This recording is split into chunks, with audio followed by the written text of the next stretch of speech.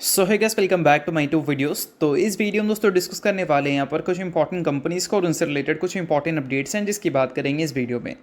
तो चलिए वीडियो की शुरुआत करते हैं। सबसे पहले डिस्कस करते हैं आज के दिन के बाजार को। सो दोस्तों, अगर निफ्टी की बात करें तो आज के दिन 0.14% की एक छोटी सी रिकवरी दिखी है। कल के दिन निफ्टी में अच्छी खासी गिरावट हुई थी। निफ्टी में गिरावट के परसेंटेज को नोट करें तो वो 1% से ऊपर का था। बट आज के दिन अगर देखा जाए तो रिकवरी आई है, बट बहुत आउटस्टैंडिंग रिकवरी तो नहीं बोल सकते हैं। बट हाँ, इसको एक चीज़ ज़रूर बोल सकते हैं कि कुछ खोने से अच्छा थोड़ा सा ही पाना है। अब देखा जाए तो निफ्टी 1% गिर जाती आज के दिन तो ऑब्वियस सी बात है कि हमारा पोर्टफोलियो फिर से ख़राब होता। बट निफ्टी आज के दिन अगर नहीं गिरी है, 0.13% ही ऊपर है, तो कहीं ना कहीं ये गिरने से तो बेटर ही है। अब इन सारी चीज़ों के बीच में एक स्टेटमेंट्स हमें देखने को मिल रही है हमारे फाइनेंस मिनिस्टर निर्मला सीतारमण की तरफ से। अब वो स्टेटमेंट में ये मेंशन किया गया है कि फॉरेन इन्वेस्टर्स हेवी सेलिंग इसलिए करते हुए नजर आए हैं क्योंकि इंडिया ने काफ़ी अच्छे रिटर्न्स प्रोड्यूस किए हैं पास्ट में। अब ऑब्वियसली बात है, ये एक अच्छी बात है, बट नोट करने वाली बात यहाँ पर यह है, मैं थोड़ा सा करेक्ट करना चाहूँगा कि इंडिया ने रिटर्न्स अच्छे ज़रूर प्रोड्यूस किए हैं, बट वो रिटर्न्स के बीच में जो अर्निंग्स होती है वो अच्छे हमें देखने को नहीं मिले हैं। इस फाइनेंशियल ईयर के Q1 को देख लो, आप Q2 को देख लो और Q3 को देख लो। मैक्सिमम कंपनीज़ के अर्निंग्स हमें म्यूटेड देखने को मिले या फिर ख़राब ही देखने को मिले, और कुछ ही कंपनी के अर्निंग्स हमें अच्छे देखने को मिले। और मैंने आपको बताया है, कोई भी कंपनी का स्टॉक जब ऊपर जाता है और साथ में उसकी ईपीएस में भी तेज़ी दिखती है तो उसका जो वैल्यूशन है वो स्टेबल रहता है। बट अगर ईपीएस में तेज़ी नहीं है, स्टॉक सिर्फ मूव कर रहा है, ऊपर की ओर जा रहा है, तो वैल्यूशंस काफ़ी तेज़ी से एक्सपेंसिव हो जाती हैं। और उस टाइम में क्या है कि काफ़ी ह्यूज सेलिंग प्रेशर दिखता है। और पिछले कुछ टाइम में जो हैवी सेलिंग आई है फॉरेन इन्वेस्टर्स की तरफ से इंडियन मार्केट में, वो इसलिए आया है क्योंकि इंडिया का जो मार्केट का वैल्यूएशन था वो अकॉर्डिंग टू ग्रोथ हमें ज़्यादा देखने को मिल रही थी। और वही चाइना की बात करें तो उनका जो वैल्यूएशन है वो अट्रैक्टिव दिख रहा था हमारे वैल्यूएशंस के कंपैरिजन में। और इस चीज़ को तो हाईलाइट चलो हमारे फाइनेंस मिनिस्टर ने नहीं किया है, बट ठीक है, जो पॉइंट्स उन्होंने मेंशन की है उसे डिस्कस करना तो ज़रूरी है। और लास्ट ट्रेडिंग डे एफआईएस की सेलिंग वंस अगेन हैवी ही हमें देखने को मिली।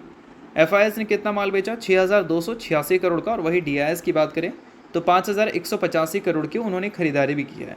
तो ओवरऑल अगर देखा जाए तो लास्ट ट्रेडिंग डे भी एफआईएस काफ़ी एग्रेसिव सेलिंग करती हुई दिखी थी। अब इन सारी सेलिंग के बीच में निफ्टी का जो current price to earning multiples है वो 20 के आसपास आ चुका है।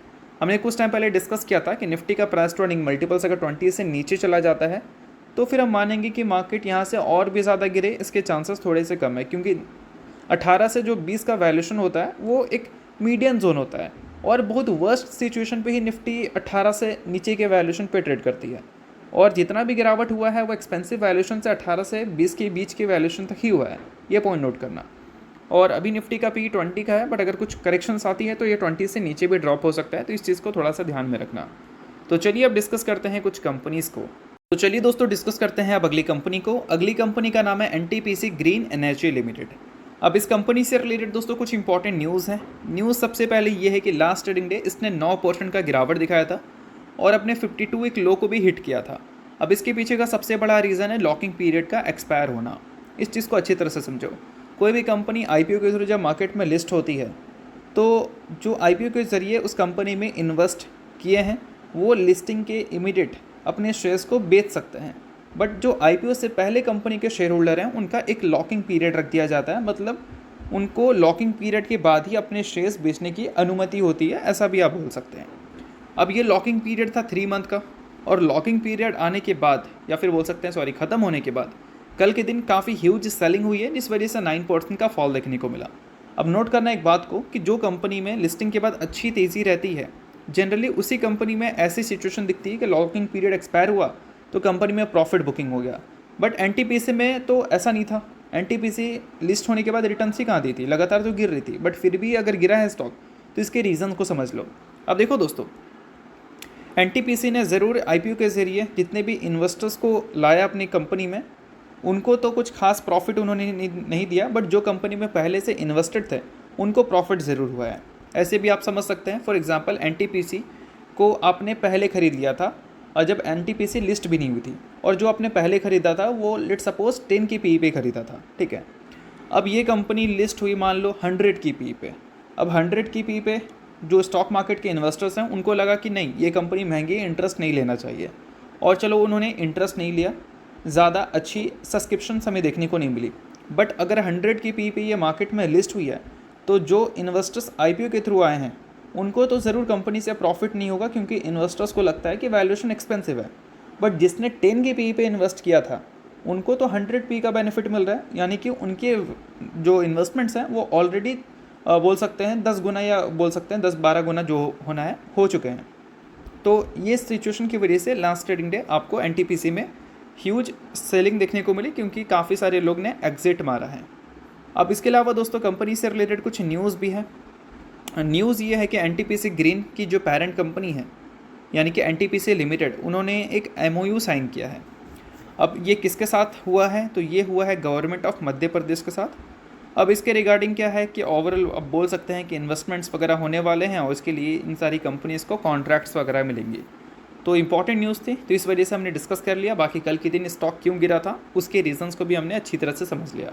तो चलिए अब डिस्कस कर लेते हैं अगली कंपनी को, जिसका नाम है CDSL यानी कि central depository services India limited. But इसको डिस्कस करने से पहले दोस्तों, अगर आपने अभी तक मेरे टेलीग्राम चैनल को ज्वाइन नहीं किया है तो उसका लिंक आपको डिस्क्रिप्शन में पिन कमेंट में दिख जाएगा। लिंक के थ्रू जाकर टेलीग्राम चैनल को ज्वाइन कर लो। काफ़ी सारी न्यूज़ एंड अपडेट्स मैं आपको वहाँ पर भी देता हूँ जो कि आपके लिए काफ़ी ज़्यादा यूज़फुल रह सकती हैं। तो चलिए बात करते हैं CDSL की। तो इसके कुछ प्रोज को आप देख सकते हो कि कंपनी अपने डेट को लगातार रिड्यूस करती हुई आई है। डेट फ्री भी कंपनी है। कंपनी के क्वार्टरली रिजल्ट अच्छे देखने को मिलते हैं। पिछले 5 साल का प्रॉफिट ग्रोथ CAGR 29.9% है और 3 साल का रिटर्न ऑन इक्विटी हमें कितना देखने को मिलता है 28.9 का।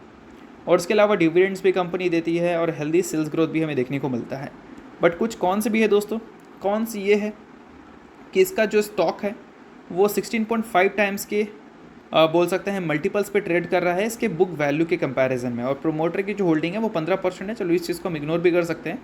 बट पिछले 3 साल की बात करें तो प्रोमोटर ने 3% स्टेक्स, 5% स्टेक्स अपने डाइल्यूट भी किए हैं। और इसके और कोई प्रोमोटर नहीं है, BSE है यानी कि बॉम्बे स्टॉक एक्सचेंज। अब इस कंपनी के दोस्तों वैल्यूशंस की बात करें यानी कि current price to earning multiples की, तो वो नियर हमें 45 के आसपास देखने को मिलता है और इसकी मीडियन पी भी वही के आसपास है। अब नोट करना कि ये जो कंपनी है वो बोल सकते हैं कैपिटल मार्केट वाले सेक्टर में काम करती है। अब इसमें और भी कंपनी है हमारे पास, लाइक BSE है जो कि एक्सचेंज है, MCX है, और CDSL की तो बात हम ही कर रहे हैं, और कैम्स है यानी कि बोल सकते हैं कैम्स क्या करती है, म्यूचुअल फंड में एज ए रजिस्ट्रार काम करती है। उसके अलावा केफिन टेक्नोलॉजी भी है। अब नोट करना कि अभी रिसेंटली जो Q3 के अर्निंग्स हमें देखने को मिले उसमें BSE के जो प्रॉफिट्स थे वो 105% से और रेवेन्यू 95% से ग्रो किए। CDSL के प्रॉफिट्स हमें 20% से और रेवेन्यू 29% से ग्रो करते हुए नजर आए। कैम्स की बात करें तो 29% से रेवेन्यू, 37% से प्रॉफिट, और केफिन टेक्नोलॉजी का जो प्रॉफिट था वो लगभग 35% से ग्रो हुआ है और रेवेन्यू 32% से ग्रो हुआ है। तो नोट करने वाली बात यहाँ पर यह है कि अगर ग्रोथ के हिसाब से देखें तो सबसे कम ग्रोथ CDSL ने दिखाया है। बट जब हम बात करते हैं वैल्यूएशन की, तो वैल्यूएशन के हिसाब से अगर हम देखें तो सबसे कम वैल्यूएशन CDSL का नहीं है। सबसे कम वैल्यूएशन हमें कैम्स का देखने को मिलता है जिसने CDSL से काफ़ी अच्छी ग्रोथ दिखाई है। रेवेन्यू की बात करें तो उसमें स्लाइटली उनके रेवेन्यू CDSL के कंपैरिजन में थोड़े से नीचे आए हैं। बट फिर भी अगर वैल्यूएशन की कंपैरिजन की बात करें तो CDSL का बोल सकते हैं वैल्यूएशन जो है वो क्वाइट एक्सपेंसिव हमें देखने को मिलता है, और इस वजह से इसके पेग रेशो को अगर देखोगे तो वो अभी हमें 1.5 के ऊपर देखने को मिल रहा है। तो पेग रेशो अगर थोड़ा और नीचे आता है 1 के आसपास तो फिर माना जाएगा कि जो करेक्शन CDSL में हुई है वो फिलहाल करंट वैल्यूएशन के हिसाब से अगर हम देखें तो अब जस्टिफाइड है। तो अभी जो CDSL को ट्रैक कर रहे हैं वो वैल्यूएशंस को थोड़ा देख लेना, क्योंकि पिछले कुछ टाइम में वैल्यू की करेक्शन बहुत सारी कंपनी में हुई है, और वैल्यू अच्छी तरह से देखकर ही इन्वेस्ट करना, चाहे CDSL में करो या फिर किसी दूसरी कंपनी में। तो चलिए अब डिस्कस करते हैं अगली कंपनी को, जिसका नाम है मैज़गॉन डॉक शिपबिल्डर्स लिमिटेड। अब दोस्तों इस कंपनी की बात करें तो पिछले कुछ टाइम में इसके भी प्राइस टू अर्निंग मल्टीपल्स में ड्रॉप आई है। एक टाइम पे इस कंपनी का जो पी था वो 60 के आसपास था, अभी देखोगे तो 30 के आसपास है। अब इसको कंपेयर करो इसकी कॉम्पिटिटर से या फिर बोल सकते हैं इसकी मार्केट की कंपनी से, तो टॉप 3 कंपनी, पहली कंपनी है मैज़गॉन डॉक कोचिंग शिपयार्ड और लास्ट कंपनी है गार्डन रिच शिपबिल्डर। अब रिसेंट जो Q3 के अर्निंग्स हमें देखने को मिले उसमें मैज़गॉन के नंबर सबसे अच्छे थे। रेवेन्यू में सबसे अच्छे तो हमें गार्डन रिच शिपबिल्डर्स के देखने को मिल रहे हैं, बट प्रॉफिट और रेवेन्यू दोनों पिछले कुछ टाइम से मैज़गॉन का काफ़ी सही है, और वैसा गार्डन रिच शिपबिल्डर्स और कोचिंग शिपयार्ड का हमें देखने को नहीं मिल रहा है। बट जब हम बात करते हैं प्राइस टू अर्निंग मल्टीपल्स की, तो मैज़गॉन की प्राइस टू अर्निंग मल्टीपल सबसे नीचे हैं एज़ कम्पेयर टू गार्डन और कोचिंग शिपयार्ड। तो कहीं ना कहीं अगर आप इन दो कंपनी के शेयर होल्डर हैं तो आप एक चीज़ देख लो कि पीयर कंपैरिजन में गार्डन रिच शिपबिल्डर और कोचिंग शिपयार्ड थोड़ी सी क्वाइट एक्सपेंसिव अभी भी नज़र आती है, और मैज़गॉन अच्छे नंबर्स रिपोर्ट करने के बाद इन दोनों से सस्ते पी पे ट्रेड करती हुई दिख रही है और पिछले कुछ टाइम में लगातार मैक्सिमम को अच्छे ऑर्डर्स भी मिलते हुए दिखे हैं। बट अगर पेग रेशो की बात करें तो पेग रेशो थोड़ा सा ही 1 से ऊपर है, यानी कि जैसा कि मैं बता रहा था आपको कि मैक्सिमम का जो वैल्यूशन है वो पीयर्स के कंपैरिजन में थोड़ा अट्रैक्टिव है और पेग रेशो हमें यही दिखा रहा है कि ये वैल्यूशन बहुत ही ज़्यादा एक्सपेंसिव नहीं है। मतलब थोड़ा बहुत अगर मैक्सिमम यहाँ से और गिर गई तो कहीं ना कहीं कंपनी काफ़ी फेयर वैल्यू पे हमें देखने को मिलेगी। सो एज ए इन्वेस्टर आप इस चीज़ को थोड़ा सा नोट कर लेना। तो चलिए अब डिस्कस करते हैं अगली कंपनी को, जो कि एक स्मॉल कैप कंपनी है, नाम है प्रधीन लिमिटेड। अब दोस्तों 7 मार्च को इन्होंने रिकॉर्ड डेट फिक्स किया है, किसका? बोनस का और स्प्लिट का।